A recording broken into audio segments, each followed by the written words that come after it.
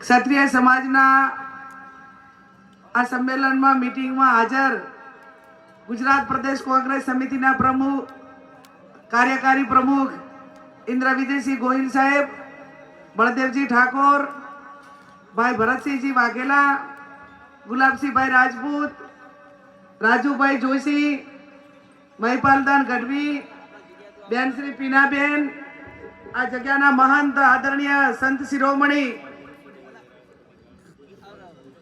ભૂતપુરી મહારાજ, ભાઈ શ્રી ઠાકરસિંહભાઈ, અરવિંદભાઈ, સ્ટેજ ઉપર બિરાજમાન સૌ વરિષ્ઠ આગેવાનો, આજે જેની ક્ષત્રિય ઠાકોર સમાજના પ્રમુખ તરીકે નિમણૂક થઈ છે એવા આ પ્રમુખ શ્રી આદરણીય ખેગારસિંહજી, સમગ્ર એની ટીમ, સૌ વડીલો, યુવાન ભાઈઓ અને બહેનો, સૌ પ્રથમ તો તમારી બધાની માફી માંગીએ કે જે ટાઈમ તમને આપ્યો તો એના કરતા 2 કલાક મોડું થઈ ગયું છે. હજુ 3-4 મીટિંગો છે અને આપણા આગેવાનો રોકાવાના છે, એમની તમારી સાથે વાત કરવાના છે.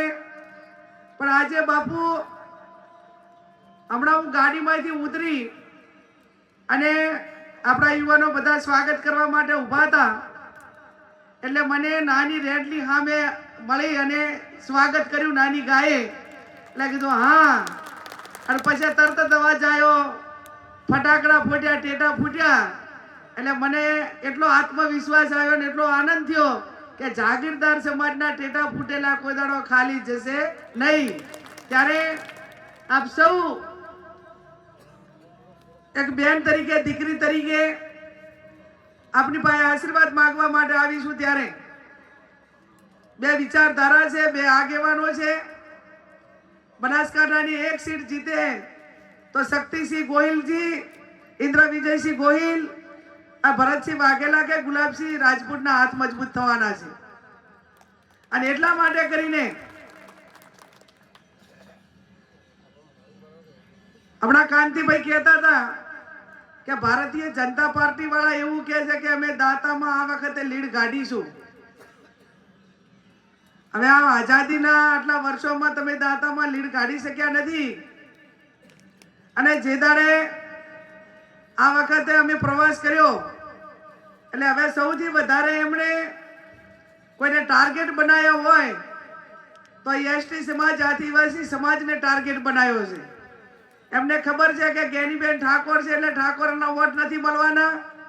એમને ખબર છે કે જે આપણા મુસલમાન સમાજ, લઘુમતી સમાજ, એના વોટ એમને એક પણ નથી મળવાનું. અને હવે સૌથી સોનામાં સુગંધ પડે એવા જાગીરદાર ને રાજપૂત સમાજ જ્યારે આપણી વારે આવ્યો હોય ત્યારે હવે એમને દાતા અને અમીરગઢમાં પગ પણ નહીં મૂકવા દે એવો મને 100% ભરોસો છે. ઘણા બધા ગામોની અંદર મીટિંગ પણ થવા દીધી નથી. અને આજે મારે તમામ સમાજને અભિનંદન આપવા પડે અને ખાસ કરીને જાગીરદાર સમાજને અભિનંદન આપવો પડે કે જે તે વિસ્તારમાં, જે તે ગામમાં જાગીરદાર સમાજ જે વસે છે, વર્ષોથી તેમની કર્મભૂમિ છે, જન્મભૂમિ છે, એવા ગામોમાં ભારતીય જનતા પાર્ટી વાળા મીટિંગ કરવા આવ્યા ત્યારે એમણે બીજા અન્ય તમામ સમાજોને વિનંતી કરી, ચાહે બ્રાહ્મણ સમાજ હોય, રબારી સમાજ હોય, ઇતર સમાજ હોય, અઢારે આલમ હોય, અને એમને નર્મ ભાવે વિનંતી કરીને જાગીરદાર સમાજે એટલું જ કીધું કે આજે અમે આખી જિંદગી તમારા નાના મોટા કામો કર્યા છે અને નાના મોટા કામો કર્યા છે ત્યારે આજે અમારા જાગીરદાર સમાજનો એક અસ્મિતાનો સવાલ હોય અને અસ્મિતાના સવાલ સાથે જ્યારે અમે આ રીતે મેદાને પડી અને ગેનીબેનને મદદ કરતા હોઈએ ત્યારે ગામના નાતે તમારે પણ અમારા ભેગા રહેવું પડે.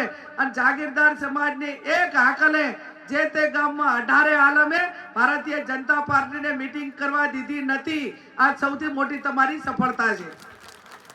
અને સફળતા એટલા માટે છે તમે લોકોના સુખ દુઃખના ભાગીદાર ના બનતા હો, અડધી રાતે એમનું કામ ના કરતા હો. અને જે તે ગામમાં આજે પણ તમારા વગર નાનો સમાજ એક કોઈ બાર ગામ, કોઈ ગામ તરે જવું હોય, કોઈ બેન દીકરીના નાના મોટા રીણા મનામણાનો પ્રશ્ન હોય, કોઈ સમાધાનકારી વલણ હોય ને તો આજે પણ ગામમાં તમામ સમાજ એ જાગીરદાર સમાજનો આગેવાન આગળ ના થાય ને ત્યાં સુધી કામમાં આગળ નથી થતો.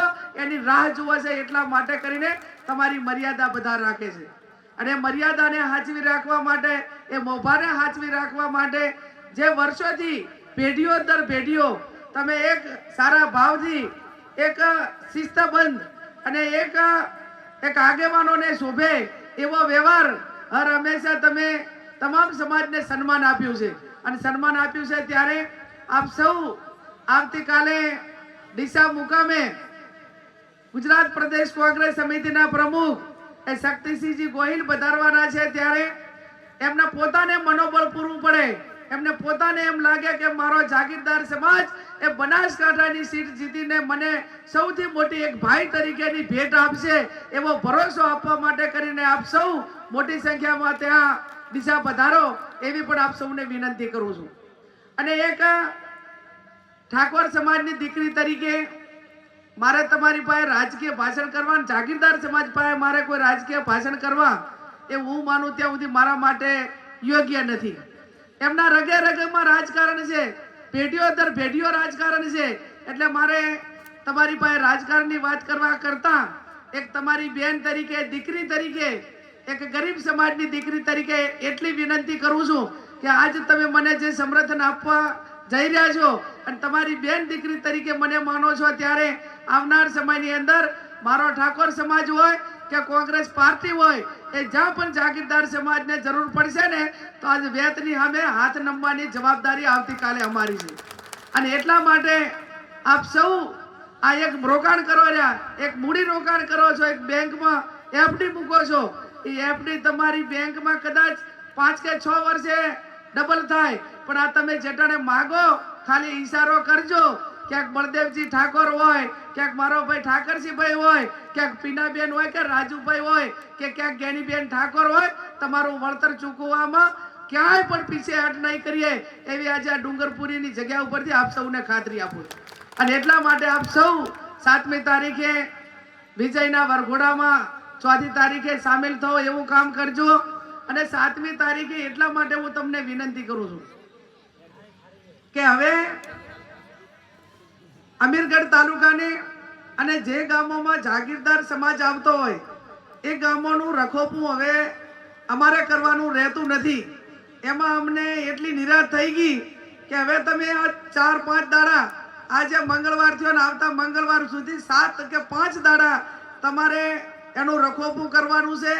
અને ઓલા બેંક ને ડેરીયાવાળા ગામની અંદર સુપરવાઇઝરો કે બધા આવે ને તો થોડીક આપણી પરંપરા અને આપણા પેલા પ્રમાણે પેલા લાગણીથી પેલું ગાંધીજી વાળું, આપણે બધા ગાંધીજીને માનવા વાળા એટલે પેલું ગાંધીજી વાળું, અને પછી ના માને તો ભગતસિંહ કે મહારાણા પ્રતાપ એવું ક્યાં કરવું હોય ને તો આડકતી રીતે આપણે કોઈને કાંઈ કરવું નથી, કોઈ હિંસા નથી કરવી, પણ આપણી આંખ ઉપર એને ખબર પડી જવી જોઈએ કે આ ગામની અંદર હવે મારે પગ મૂકવાની જગ્યા નથી. ખાલી સામે જોવાનું અને જોવાનો ઈશારો એક જાગીરદાર તરીકેનો હોય તો અહીંયા ઊભી પૂછડીએ ના ભાગે તો મને તમે કહેજો, પણ આટલું કરવું પડશે. કેમ કે આ નફટ છે અને નફટ લોકો હોય ને એને માન સન્માન જેવું કાંઈ હોય જ નહીં. અને માન સન્માનનું ના હોય ત્યારે ટીટ ફોર ટાટ, જેવા હાથે તેવા. હવે રણ મેદાને પડ્યા જ છો, રણભૂમિમાં જ છો, તો હવે લડી લેવામાં જ મજા આપણે સૌ માનીએ છીએ. ત્યારે આપ સૌ 7મી તારીખ સુધી તમામ નાના મોટા જે સમાજો છે, બૂથ એજન્ટોની વાત હોય અને બીજી મારી જાગીરદાર સમાજના યુવાનોને 2 હાથ જોડીને વિનંતી કે જ્યાં પણ બૂથો છે એ બૂથો ઉપર સવારના 5:30 વાગે આપણો એજન્ટ પહોંચી જાય ને એવા 5-5, 10-10 ગામોના બૂથના એજન્ટોના નંબર લઈને એમને 5 વાગે ઉઠાડજો. હવે આમની પાસે ખોટું કરવા સિવાય બીજું આ ચૂંટણી જીતવા માટે એમનો કોઈ પણ સ્કોપ વધ્યો નથી. એ 5:30 વાગે 6 વાગે જે મોકપોલ થાય એ મોકપોલ ની અંદર 100 કે 50 બટન એ ભારતીય જનતા પાર્ટીના ના દબાઈ દે એની જવાબદારી આપ સૌની છે. અને જો એક બૂથ ઉપર એ 50-50 વોટ ખોટા કરવામાં સફળ થયા તો બનાસકાંઠાના લગભગ 2000 બૂથ છે એટલે 50 પ્રમાણે ખોટું કરે ને તો 1 લાખ વોટ જે આપણા છે એ સામે થાય તો 1 લાખની ગેપ પડે. એટલે આ પ્રમાણે થોડી જવાબદારી બૂથ એજન્ટોને કડકાઈ રીતે આપવા માટેની આપ સૌની થાય છે. અને એટલું કરશો તો 7મી તારીખે મતદાન એ બનાસકાંઠા જિલ્લાનું સાહેબ કેટલું 70% બાપુ 75 કે 80% ઓલ ઓવર બાપુ એમ કહે છે કે ઓલ ઓવર 70% બનાસકાંઠા લોકસભાનું મતદાન થાય એટલે 4મી તારીખે આ ટેટા આપણે ફેરી ફોડવાના થાય ને થાય છે. પણ બાપુ અમે એટલું તમને ચોક્કસથી ખાતરી આપીએ છીએ કે ગુજરાતમાં તમામ લોકસભામાં સૌથી ઊંચામાં ઊંચું મતદાન એ બનાસકાંઠા લોકસભાનું હશે, એમાં કોઈ બે મત નથી. વર્ષો પછી ચૂંટણીમાં આટલી આક્રમકતા આવી છે અને આક્રમકતા આવી છે ત્યારે આપ સૌને મારી ફરી પણ બે હાથ જોડીને વિનંતી છે કે 7મી તારીખે તમે બધા જ બૂથા ઉપર હાજરી આપી જ્યાં સુધી બૂથનું મેનેજમેન્ટ અને સાંજે પેટીઓને સીલ ના મરાય ત્યાં સુધી ત્યાં જવાબદારી નિભાવશો અને તમારી બેન દીકરીને આશીર્વાદ આપશો એ શબ્દ સાથે આપ સૌનો ખૂબ ખૂબ હૃદયપૂર્વક આભાર.